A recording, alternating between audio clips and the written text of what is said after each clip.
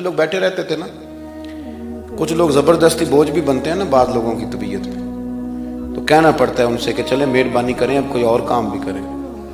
और कुछ ऐसे होते हैं कि मिसले तावीज़ होते हैं कुछ लोग, वो जब भी मिलते हैं शिफा होती है। तो एक दिन सरकार ने फरमाया, हज़रत अनस बिन मालिक कहते हैं हुजूर ने फरमाया भी सारा दिन ना बैठे रहा करो, वक्फे से मिला करो, वक्फे से मोहब्बत बढ़ती है, वक्फे से मिला करो मोहब्बत बढ़ती है। कहते हैं हज़रत अबू बकर सिद्दीक भी करीब बैठे थे, वो भी सुन रहे थे। ज़ोहर से पहले बात हुई तो हज़रत सिद्दीक अकबर ज़ोहर में आए, नमाज पढ़ी और चले गए। असर में आए, नमाज पढ़ी और चले गए। मगरिब में आए, नमाज पढ़ी और हज़रत अनस बिन मालिक कहते हैं ज़ोहर के बाद भी हुजूर ने पूछा अबू बकर नहीं आए? देख भी लिया है, आए भी हैं, लेकिन फरमाया वो तो नमाज में आया था ना, इधर नहीं आया। असर के बाद फिर पूछा अबू बकर नहीं आए? आप जरा कभी इस लज्जत को महसूस तो करें, जरा देखें तो सही है क्या हो रहा। तीसरी दफा मगरिब के बाद पूछा अनस यार अबू बकर नहीं आया? तो हजरत अनस बिन मालिक कहते मैं खादिम तक बकर के दरवाजे पे दस्तक दी, मैंने कहा क्या करते हो? हुजूर ने 3 दफा पूछ लिया, आए नहीं। कहते सिद्दीक अकबर दौड़े आए, हाजिर खिदमत हुए, हुजूर हुक्म हो। कहा यार तू सारा दिन मेरे पास बैठा ही नहीं, तू आया ही नहीं, तू नजर ही नहीं आया। अर्ज की हुजूर आपने तो फरमाया था वक्फे से मिला करो मोहब्बत बढ़ती है। तो सुनो यार, मैं क्या इसका तर्जुमा करूं इस बात का, मैं किन लफ्जों में इन जुमलों को बयान करूं, कहां से लाऊं वो कैफियत जो यहां पूरी उतरे। हुजूर आपने तो फरमाया था वक्फे से मिला करो मोहब्बत बढ़ती है। तो महबूब की आंखों में आंसू चमक आए, फरमाया अबू बकर कहा था पर तुझे तो नहीं ना कहा था। और यार कहा था कुछ लोगों से, तुझे थोड़ी कहा था तू ना जाया कर, तू यहीं रहा कर, तू रहा कर यार, तू रहता है तो मेरा दिल लगा रहता है। और यार आप समझे तो सही, आप जरा महसूस तो करें, एक बारी मेरी अखियां चों उन्होंने अथरू पूंजे सन, हुण मैनू चस्का पै गया रोने दा, हुण मैनू चस्का पै गया रोने दा, ते हर वेले आ होजारी दा। आप जरा इस लज्जत को तो ले। हुजूर ने फरमाया तू ना जाया कर। आप देखें ना, मैं आपने बात सुनी हुई है, सिर्फ इशारा देना है। हजरत सिद्दीक अकबर ने ये नहीं कहा था कि ले जाना और मेरी बड़ी मकाम है, हुजूर तुम्हें कहते थे मुझे गुंबद में दफन कर देना, ये नहीं कहा।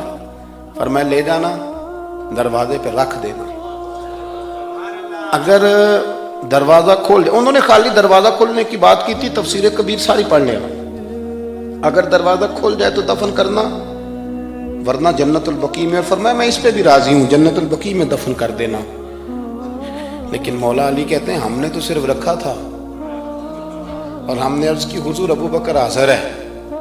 उन्होंने कहा था अगर दरवाजा खुद ब खुद खोल जाए तो रख देना। कहते हैं उन्होंने तो सिर्फ दरवाजे की बात की थी, लेकिन गुंबद का सिर्फ दरवाजा नहीं खोला, अंदर से आवाज भी आई, अंदर से आवाज भी आई, ले ओ सजना असा तोड़ नहीं पाई, ले सजना असा तोड़ नहीं भाई। और दरवेश कहने लगे पानी परन सुहेलियां रंगा रंग कड़े, असी ते भरिया उस दा जानिए जिस दा तोड़ चढ़े।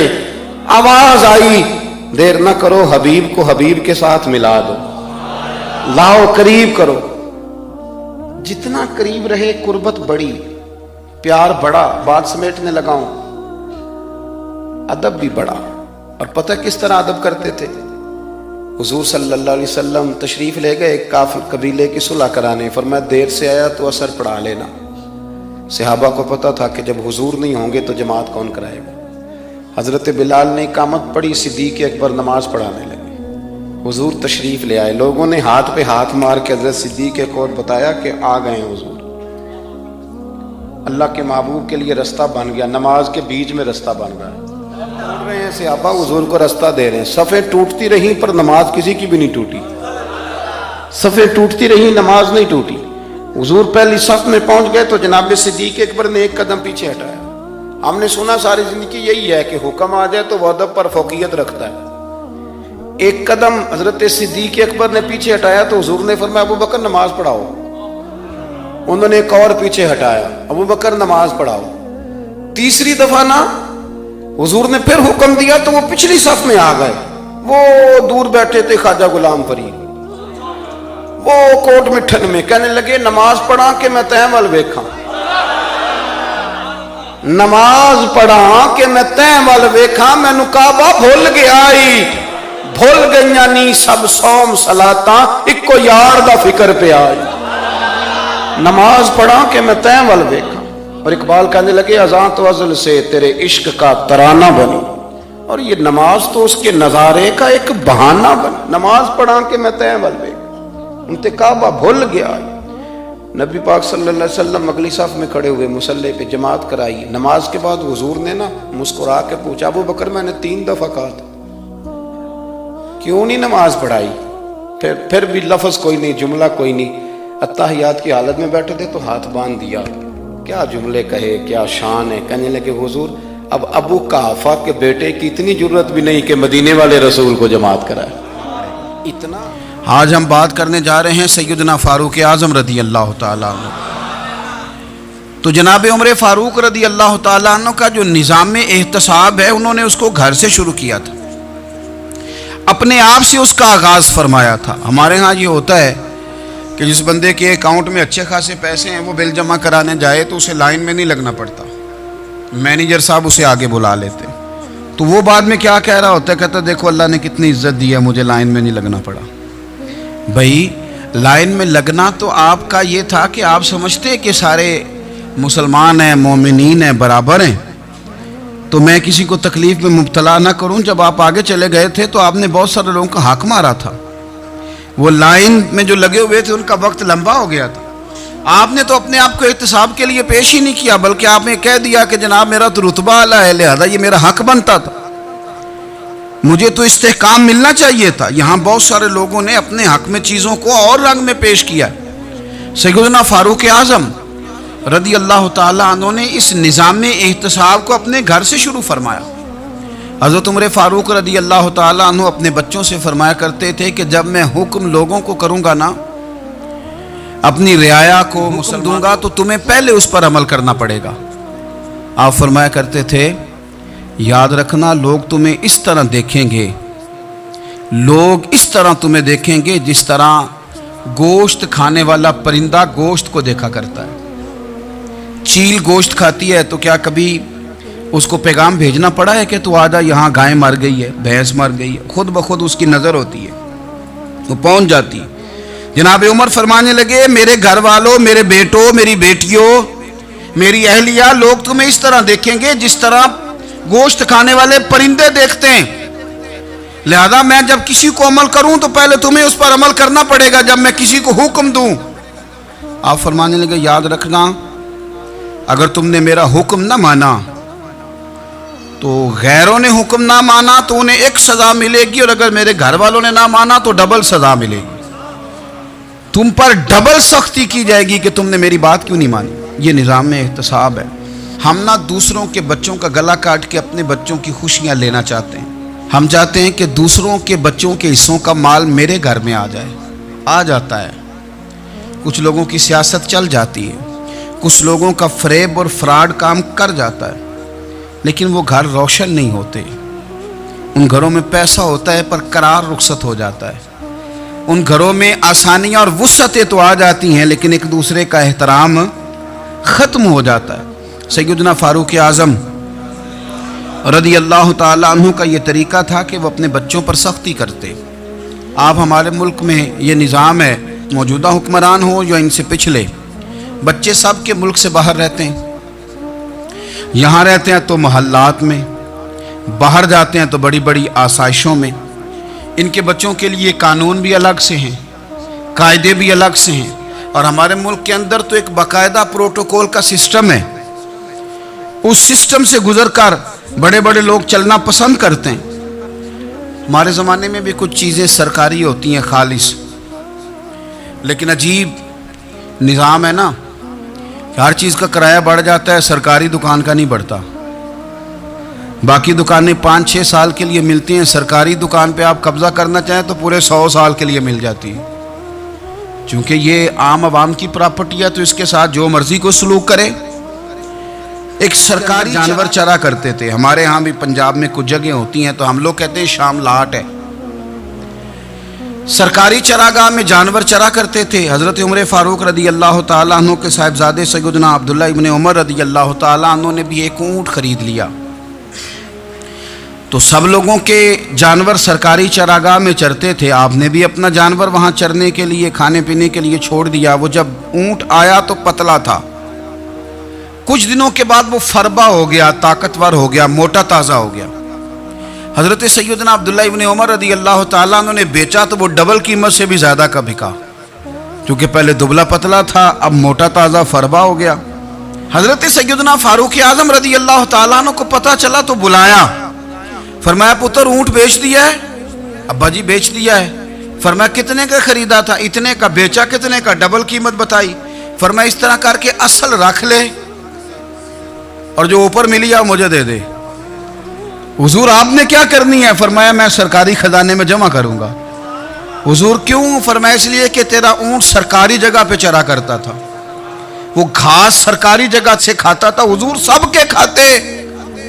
अब्दुल्ला इब्न उमर कहने लगे सबके खाते हैं। आप फरमाने लगे तू सब में शामिल नहीं है, तू अमीरुल मोमिनीन का बेटा है, तुझे मैं ये हक नहीं दे सकता, तेरे ऊपर थोड़ी सख्ती ज्यादा की जाएगी, तुझे ये हक नहीं मिलेगा। तू अपने ऊंट को चूंकि सरकारी चरागाह में चराया करता था, लिहाजा तुझे वो जो असल रकम यहां जमा करानी पड़ेगी। हमारे तो बच्चे, पहली बात तो यह है कि बात ही नहीं सुनते। ये सब के बच्चों की बात कर रहा हूं, वो टीचर के बच्चे हों, सेठ के बच्चे हों, पीर के बच्चे हों, इमाम साहब के बच्चे हों, किसी के बच्चे हों, पहले तो सुनते नहीं। और अल्लाह खैर करे, अगर आप कोई सुनाना चाहें तो फौरी तौर पर वो होम मिनिस्ट्री के पास पहुंच जाते हैं, उनकी अम्मा उनकी वकील बन जाती, आप क्या ही कुछ नहीं सकते, हालात रुख बदल जाते। उसका नुकसान ये होता है कि इनको तराशा नहीं जा सकता, इनको हीरे नहीं बनाया जा सकता, इनके ऊपर कुछ ऐसी मैल कुचैल चढ़ जाती है जो बड़ी अजीबो गरीब होती है। और कुछ लोग ऐसे होते हैं जो खराबी करने में भी अपना किरदार करने में, और बड़े लोगों से मुंसलिक होने के लिए लोग रास्ते तलाश करते हैं, रास्ते। मैं चूंकि चीज़ों का मुताला करने का बड़ा शौकीन हूँ, तो मेरी वालदा दाखिल थी कई साल पहले हस्पताल में, तो मुझे उस हस्पताल में कुछ दिन रहना पड़ा। एक प्राइवेट हॉस्पिटल था, तो उसमें ना उन्होंने जगह जगह लिख के लगाया था मुलाजिमीन को बख्शीश ना दें, हम इनको बड़ी अच्छी माकूल तनख्वाह देते हैं, सैलरी बड़ी उम्दा है, तो लोग बख्शीश ना दें। मैंने जो मैनेजमेंट के लोग थे हॉस्पिटल की, उनमें से एक से मैंने कहा कि अगर कोई बंदा अपनी खुशी से देना चाहे तो आपने बड़ा मोटा लिख के लगाया, बराए मेहरबानी इनको बख्शीश ना दें। उसने बड़ी कीमत, सादा आदमी था, पर मेरी बड़ी उसने मुझे बात बताई, मुझे नफ़ा हुआ। कहने लगे मौलवी साहब, जब कुछ अमीर लोग अस्पताल में मरीज लेके आते हैं तो वो सफाई वाले को पहले ही 500 रुपया दिखा लेते हैं आते ही, फिर वो जैसे आवाज देते हैं सफाई वाले फटाफट अंदर आते हैं, उनका कमरा साफ करते हैं। तो सारे तो बेचारे इतने मालदार नहीं होते कि आते ही पहले काम वाले को 500 दें। फिर नुकसान क्या होता है कि ये जिनकी जिम्मेदारी है बहुत सारी ड्यूटियां करने की, ये ड्यूटी नहीं करते, ये पलट पलट के उनके तरफ देखते हैं जिनके घर से सालन सही आता है, उधर इनकी तवज्जो ज्यादा हो जाती है, जो नोट इनको ज्यादा दिखाते हैं, जो फल लेके आते हैं तो आधा इनको देते हैं। तो हम ये कहते हैं ये काम ही ना करो, ये अपनी तनख्वाह पे काम करें ताकि हर आने वाले का दर्द समझें, हर एक को यकसा ये सर्विसेज फराहम करें। तो हम ये काम करते हैं। हम एमपीए के और किसी से हमारा ताल्लुक ना बने तो हम जनाब उसके ड्राइवर से ही ताल्लुक बना लेते हैं। हम वो जो ऑपरेट करने वाला होता है टेलीफोन, उसी से बड़ा ताल्लुक बनाते हैं, उसको मिठाई का डब्बा जल्दी पहुंचा देते हैं। तो इसी तरह से बड़े लोगों की औलादों को बिगाड़ा जाता है। हजरत आसिम बिन उमर रदी अल्लाह ताला अन्हु, ये सैयदना फारूक आजम के बेटे थे, मिस्र गए तो लोगों को पता चला हजरत उमर के बेटे आए, लोगों ने तोहफे दिए, बड़ी बड़ी चीज़ें आपको दी, हजरत उमर का बेटा आया, बड़े गिफ्ट दिए। तो साहिबजादे वापस आए तो उनके पास बड़े तहाइफ थे। सैयदना उमर फारूक रदी अल्लाह ताला अन्हु ने देखा तो फरमाया इधर लाना तोहफे। काबा जी लोगों ने मुझे दिए हैं। फरमाया तूने क्यों बताया था कि मैं अमीरुल मोमिनीन का बेटा हूँ? कहा हुजूर उनको वैसे ही पता चल गया। फरमाने लगे पुत्र ये तोहफे तुम्हें इसलिए मिले हैं कि तुम अमीर के बेटे हो, ये तोहफे तुम्हारा हक नहीं, क्योंकि तुम्हें इस कुर्सी की वजह से, ये कुर्सी मुसलमानों की है, लिहाजा ये हक भी मुसलमानों का ही है, ये ला सारे माले गनीमत में जमा किए जाएंगे। آپ اپنے گھر سے جب احتساب شروع کرتے ہیں، اپنے گھر سے، اور یہ یاد رکھیں یہ جو لوگ آتے ہیں آپ کے بچوں کو نوازنے کے لیے، یہ انہیں خراب کرتے ہیں، بگاڑ پیدا کرتے ہیں، یہ عجیب و غریب سی چیزوں میں مبتلا کر دیتے ہیں، بچوں کا نقصان ہوتا ہے کل کلام۔ پھر جو شاپر اچھا لے کے آئے پیر صاحب کے بچے ذرا اس سے پیار سے ملتے ہیں، نقصان ہو جاتا ہے، یہ دستے نگر ہو جاتے ہیں، یہ لوگوں کی طرف جیتے ہیں، دوسروں پہ ڈیپینڈ کرنے لگتے ہیں۔ حضرت ابو موسیٰ اشعری رضی اللہ تعالیٰ عنہ نے پہلے تو ایک قلین بڑا سونا تھا، تو آپ نے حضرت عمر کے گھر بھیج دیا کہ چلو ان کے گھر میں ان کی اہلیہ بچھا لیں گی، کہیں سے تحفہ آیا۔ پھر وہ جس کمرے میں مال غنیمت اور خزانہ رکھا جاتا تھا اس کی صفائی کر رہے تھے، تو ایک دینار مل گیا، تو وہ دینار بچے سارے جا رہے تھے، تو ان میں سے حضرت عمر کے ایک بیٹے کو چھوٹے کو بلایا اور بلا کے کہا پتر یہ دینار لے لو۔ حضرت عمر نے دیکھا کہ بیٹے کے ہاتھ میں دینار بھی ہے اور گھر میں قالین بھی ہے، ایک موقع پہ وہ قالین گیا، ایک موقع پر بچے کو ایک دینار دیا، تو حضرت عمر اپنی اہلیہ سے پوچھنے لگے یہ کہاں سے آیا قالین؟ کہا جناب ابو موسیٰ اشعری رضی اللہ تعالیٰ عنہ نے بھیجا ہے۔ بیٹے سے پوچھا دینار کہاں سے آیا؟ کہا مجھے انہوں نے ہی دیا ہے۔ آپ نے وہ دینار بھی لیا اور قالین بھی لیا اور اس کو لپیٹا، اور جناب ابو موسیٰ اشعری کو بلایا، اور اتنے سخت ناراض تھے، فرمانے لگے ابو موسیٰ اشعری سے کہنا میرے پاس پیدل آئے، گھوڑے پہ نہ آئے۔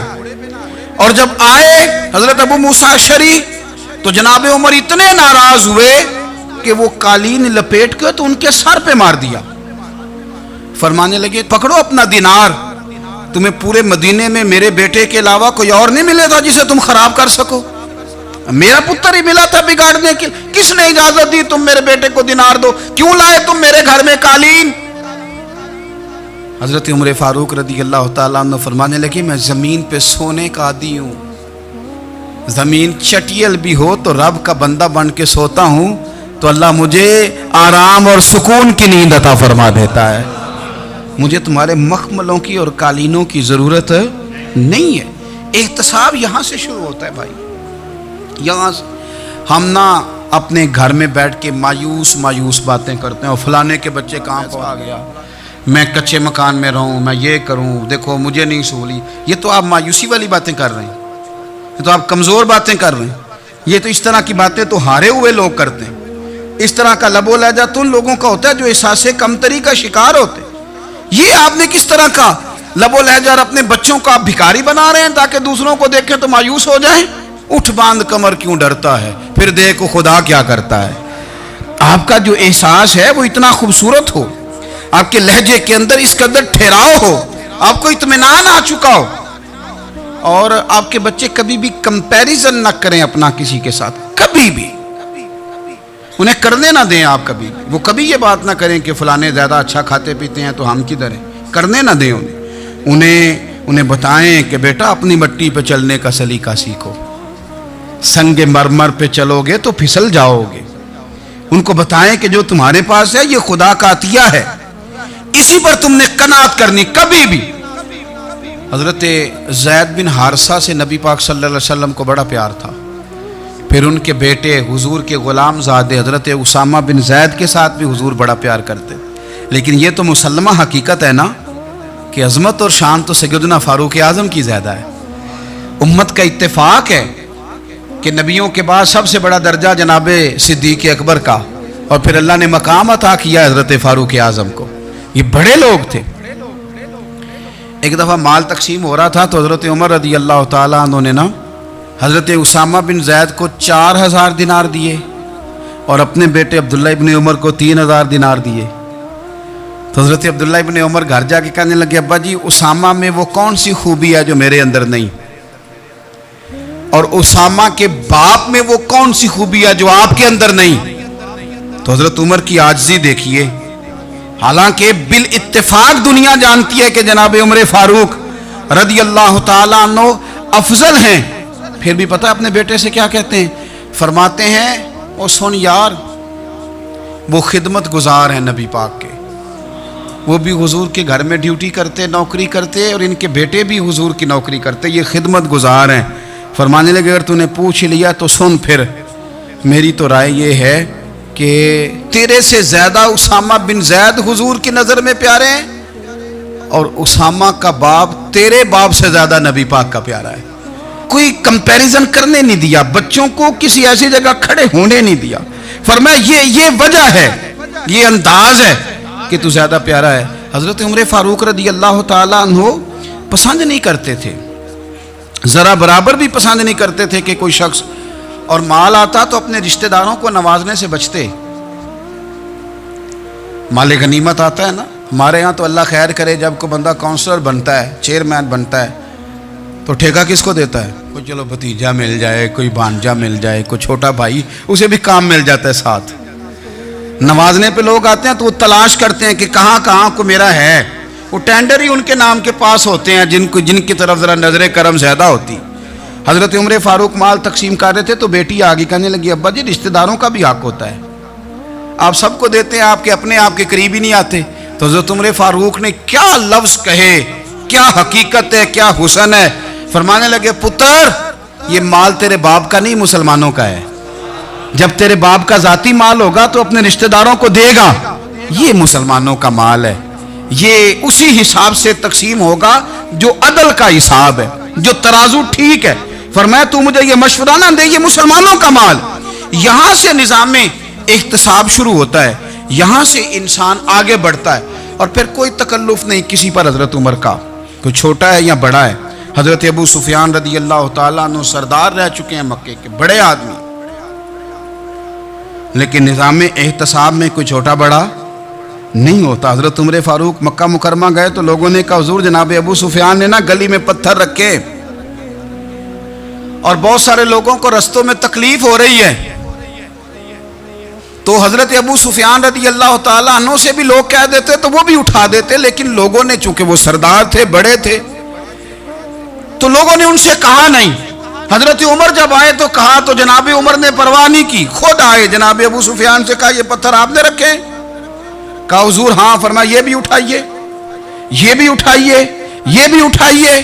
جب وہ اٹھا رہے تھے تو حضرت عمر کہہ رہے تھے, شکر نہیں اللہ کا کہ عمر کہہ رہے ہیں اور ابو سفیان مانتے جا رہے ہیں. شکر نہیں, یہ نظام احتساب ہے کہ بڑا ہو یا چھوٹا ہو, اس کو یہ حق حاصل نہیں ہے کہ مسلمانوں کو وہ کسی تکلیف میں کسی بھی صورت میں مبتلا کرے, کہیں بھی کسی جگہ بھی, اس کو یہ والی اجازت نہیں. حضرت سیدنا عمر فاروق رضی اللہ تعالیٰ عنہ. پھر ایک اور بات تھی, میں کئی دفعہ یہ بات کہتا ہوں اور مجھے ذاتی طور پر اس کا بڑا تجربہ ہے. کچھ لوگ نا خوشامد پسند ہو جاتے ہیں, بڑی عمدہ تعریف کرتے ہیں, اوئے ہوئے ہو پول باندھتے ہیں پورے, آپ کے پاس آئیں گے تو کہیں گے جناب آپ سے زیادہ اچھا بندہ ہی کوئی نہیں. تو وہ نا آپ سے کام نکلواتے ہیں, پھر وہ کسی دوسرے کے پاس جاتے ہیں تو اسی طرح کا رویہ وہ دوسروں کے ساتھ کرتے ہیں. یہ عام لوگوں میں بھی مرض ہوتا ہے, عام لوگوں میں بھی. اور بادشاہ ہو بندہ اگر, پھر تو اس کا دل کرتا ہے میں اگر بادشاہ سلام ہوتا تو 2-4 بندے دیہڑی پہ رکھ لوں پر میری تعریف ضرور کریں.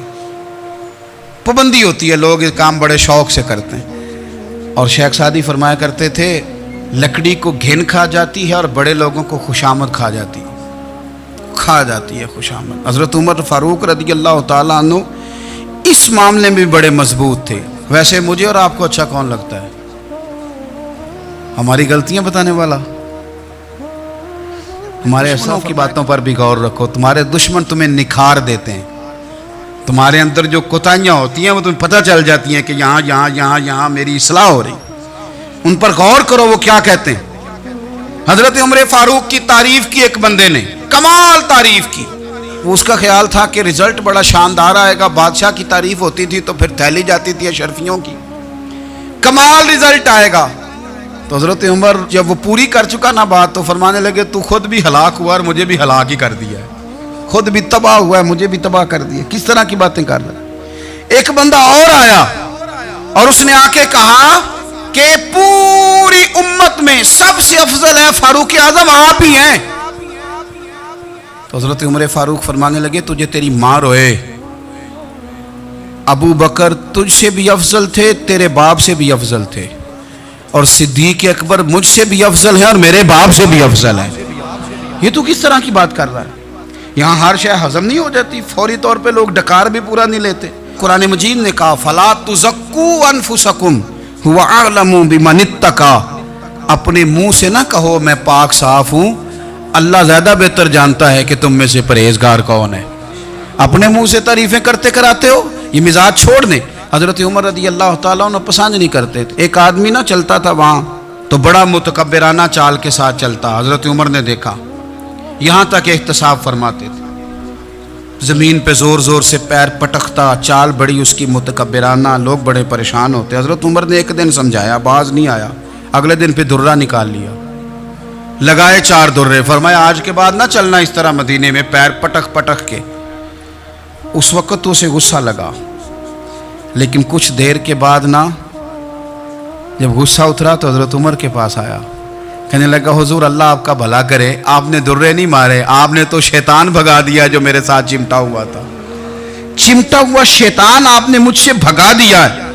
याद रखें, मुस्नद इमाम अहमद बिन हंबल में हदीस है, अल्लाह के प्यारे रसूल सल्लल्लाहु अलैहि वसल्लम फरमाते हैं, जो दुनिया में मुतकब्बिराना चाल के साथ चलता है ना, क़यामत के दिन वो अल्लाह से इस हाल में मिलेगा कि रब उससे नाराज होगा। मुतकब्बिराना चाल से नहीं चलेंगे। तो हजरत फारूक आजम रदी अल्लाह ताला अन्हु का ये तरीका था कि आप ख्याल करते, और पता है किस तरह का आपका मिजाज था, फरमाते थे तकसीम करो दूसरों। जिस तरह बंदा दीवाना वार नहीं लोगों का ख्याल रखता कि बंदा बिगड़े कोई ना, दीवाना वार। कुछ लोग तबलीग करते हैं रस्मी, और कुछ लोग ऐसे होते हैं जो लोगों की इस्लाह में दीवाने हो जाते हैं। उनकी ख्वाहिश होती है यहाँ भी बंदा ठीक हो जाए, यहाँ भी बंदा ठीक हो जाए, यहाँ भी बंदा ठीक हो। कुछ लोग कड़ी निगरानी करते हैं कि इंसान बिगड़ने ना पाए। हजरत उमर फारूक रदी अल्लाह ताला अन्हु ना गोश्त वाली दुकान के पीछे जाके बैठ गए कई दिनों तक। वो कहने लगा हुजूर यहाँ क्या है? फरमाया तो अपना काम करना। गोश्त वाली दुकान पे बैठे, काम कर अपना, निगरानी करने लगे हजरत उमर। फिर आपने ना वो बंदे पकड़ लिए। कौन? जो 2 दिन मुसलसल गोश्त खरीदने आए, पकड़ के खड़ा कर लिया। फरमाया तू कल भी गोश्त लेने आया था? हुजूर हाँ। फरमाया आज फिर खाएगा? हुजूर जी। तो आप फरमाने लगे क्या तेरे मोहल्ले से गुर्बत खत्म हो गई है? तेरे रिश्तेदार सारे पेट भर के खाते हैं, तू 2-2 दिन गोश्त लेने आता है? फरमाया आज के बाद मुसलसल गोश्त लेने आया तो दुर्रे से मारूंगा, खबरदार ये काम ना करना। यहां तक निजाम एहतसाब का जब ख्याल रखा जाए, फिर हालात बिगड़ा नहीं करते, फिर वो काबू में रहा करते। हजरत उमर फारूक रदी अल्लाह ताला अन्हु इस तरतीब के साथ इस्लाह करते, इस तरतीब के साथ। सैयदना फारूक आज़म रदी अल्लाह ताला अन्हु की एक बात आखिर में अर्ज़ करनी है, वो मैं भी अपने ऊपर लागू करूँ, आप भी गौर करें। हज़रत उमर फारूक रदी अल्लाह ताला अन्हु ने ना ख़त लिखा हज़रत अबू मूसा अशरी को। आप फरमाने लगे याद रखना, जो गवर्नर, जो अमीर अपने रब करीम की फर्मा बरदारी करता रहता है ना, उसकी रियाया भी उसकी फर्मा बरदारी करती है। और जो लोग अपने रब करीम की फर्मा बरदारी छोड़ देते हैं, फिर जिन्होंने उनकी फर्मा बरदारी करनी होती है वो उनकी फर्मा बरदारी छोड़ देते हैं। आपने सिपा सालारों को ख़त लिखे थे, फ़ौज के जो जर्नैल थे, कमांडो थे, उनको ख़त लिखे थे। फरमाया जो सिपाही नमाज नहीं पढ़ता उसे फ़ौज से निकाल दो। और साथ लिखा था याद रखो जो रब का वफादार नहीं वो हमारा कैसे हो सकता है, निकाल दो उन लोगों को, फ़ौज से अलग कर दो। हम आज जो बेपनाह परेशान हैं, हमारे बच्चे बात नहीं मानते, शागिर्द बात नहीं मानते, हम शिकवे करते हैं, बेअदबी बढ़ गई। अदब के साथ मैं गुजारिश करूँगा बड़ों की बारगाहों में, जो मेरी तरह के बड़े बने हुए हैं, बुज़ुर्गों से नहीं बात करता, उनसे मैं एक दफ़ा अपने ऊपर भी तो गौर कर लेना चाहिए। कहीं ऐसा तो नहीं है कि हम जब तक अल्लाह ताला के फर्मा बरदार थे, जब तक हम तकवे के मेयार पर थे, हमारी बात मानने वाले हमारी बात मान रहे थे। कहीं ऐसा तो नहीं कि हम उस मेयार से हिल गए हैं, तो अब जो हमारे फर्मा बरदार थे वहाँ से हिल गए। हज़रत उमर रदी अल्लाह ताला अन्हु फरमाया करते थे कि लोगों को उजब में मुब्तला नहीं होना चाहिए। खुद पसंदी का जो माहौल होता है, इससे लोगों को हमेशा निकलना चाहिए। हज़रत उमर के एक साहिबजादे ने कंगी कर ली, अच्छा लिबास पहन लिया तो दुर्रा मारा जनाब उमर ने। तो आपकी बेटी कहने लगी अब्बा जी ये तो बिल्कुल जायज़ है, अच्छे कपड़े पहनना, अच्छा लिबास पहनना और सर में कंगी कर लेना, इस पर दुर्रा क्यों मार दिया? तो आप फरमाने लगे बेटा ये खुद पसंदी में मुब्तला होने लगा था, ये अपने आप को बहुत भला समझने लगा था, इसका ख्याल था कि मैं ही हूँ, मेरे अलावा कोई नहीं। ये उस मकाम पे जा रहा था जहाँ इसकी तरबियत रुक जाती, اس لیے درہ مارا ہے۔ ایک دفعہ حکومتی معاملات کے اندر آپ کی اہلیہ نے مشورہ دینا چاہا۔ بڑے کام بیویاں نہیں کرتی، بڑے بڑے معاملات میں مداخلت نہیں کرتی۔ ہمارے بر صغیر میں وہ بادشاہ نہیں گزرا کہ جو فیصلہ کرتا تھا تو کرسی پہ بیٹھ جاتا تھا اور پردے کے پیچھے اس کی بیوی بیٹھ جاتی تھی، اور جب وہ فیصلہ سنانے لگتا تو یوں گردن پیچھے کرتا اور اہلیہ جو کہتی وہ فیصلہ سنا دیتا۔ لیکن ایک دفعہ خاتون نے ایک آدمی کو حضرت عمر نے معزول کیا تو آپ کی اہلیہ نے، اس آدمی کی اہلیہ حضرت عمر کی اہلیہ سے ملی ہوں گی، تو خاتون نے ذرا سفارش کرنی چاہی، تو جناب عمر فاروق رضی اللہ عنہ عصا تھا، ڈنڈا تھا، 2-3 دفعہ زمین پہ مارا، فرمایا تمہیں کس نے اجازت دی ہے حکومتی معاملات میں مشورہ دینے کی؟ یہ مشورہ مولا علی دیں گے یا عثمان غنی دیں گے؟ آپ کو کس نے اجازت دی؟ وہ حکومتی معاملات، وہ مسلمانوں کا اجتماعی معاملہ، وہ مسلمان دیکھیں گے، آپ کو اس میں آنے کی اجازت نہیں ہے۔ جو آپ کی ذمہ داریاں ہیں، آپ کے حقوق ہیں، ان پر آپ بات کریں۔ تو بھائی نظام میں احتساب اپنی ذات سے شروع کریں۔ ہماری اولادیں، ہمارے بچے، وہ باہر سے انہوں نے زیادہ اثر نہیں لیا، ہم نے انہیں بتایا ہے کہ ہم بڑے غریب ہیں، ہم بڑے مجبور ہیں، ہم تو بڑے کمزور ہیں، ہماری تو سنتا کوئی نہیں، یہ تو امیروں کا ملک ہے، اس میں تو فلانے فلانے کو اہمیت حاصل ہے۔ ان باتوں نے ہمارے بچوں کو کمزور کیا ہے، ان باتوں نے ہمارے بچوں کے دلوں میں احساس کمزوری پیدا کیا ہے۔ آپ ان کو جینا سکھائیں، آپ ان لوگوں کو بتلائیں کہ رب کریم نے جو تمہارے لیے بہتر سمجھا وہ تمہیں اپنے فضل سے بڑا عطا فرمایا ہے۔ آپ ان کو ان کے مقام پر رہ کر خوددار اور قناعت پسند ہونا سکھائیں۔ آپ یقین کریں گھر امن والا بن جائے گا۔ بچے اگر بھنا ہوا گوشت کھا رہے ہوں اور پھر بھی لاڑی رہے ہوں کہ مسالہ میری مرضی کا نہیں، سٹائل میری مرضی کا نہیں، ٹیسٹ میری مرضی کا نہیں، یہ والا گوشت میں نے نہیں کھانا، یہ اس طرح کر کے بھنا ہوتا تو پھر میں نے کھانا تھا، وہ زیادہ خوفناک صورتحال ہو جاتی ہے۔ لیکن اگر ابا جی، اماں جی، گھر والے کھیتوں میں کام کر رہے ہوں اور بچے اچار کے ساتھ روٹی لے کے جائیں اور بننے پہ بیٹھ کے، پھٹے پہ بیٹھ کے وہ پھر کھانا شروع کریں، اور جب وہ اچار آئے اور وہ ایک دوسرے کو کہیں کہ آج تو 2 کلے ہو گئے میرے کام کے، تو دیکھنا ہماری فصل کتنی شاندار ہوگی۔ ایک دوسرے کو دیکھ دیکھ کے وہ ہنسیں اور مسکرائیں اور ان کی باتوں میں لذت ہو، اور پھر وہ کہیں کہ آم بڑے اچھے مل گئے تھے، دیکھو اچار کتنا سونا آ گیا ہے، دیکھو یہ کس قدر زیادہ اچھا ٹیسٹ ہے، تیل بھی بڑا اچھا ہے، گل بھی بڑے وقت پہ گیا ہے۔ آپ یقین کریں یوں لگتا ہے کہ کائنات کی سب سے بہترین روٹی یہ لوگ کھا رہے ہیں۔ یہ سوچ حضرت عمر نے ہمیں دی ہے، یہ فکر جناب عمر نے ہم تک پہنچائی ہے۔ اللہ ہمیں سمجھنے کی توفیق عطا فرمائے۔ آخر دعوایا ان الحمدللہ رب العالمین۔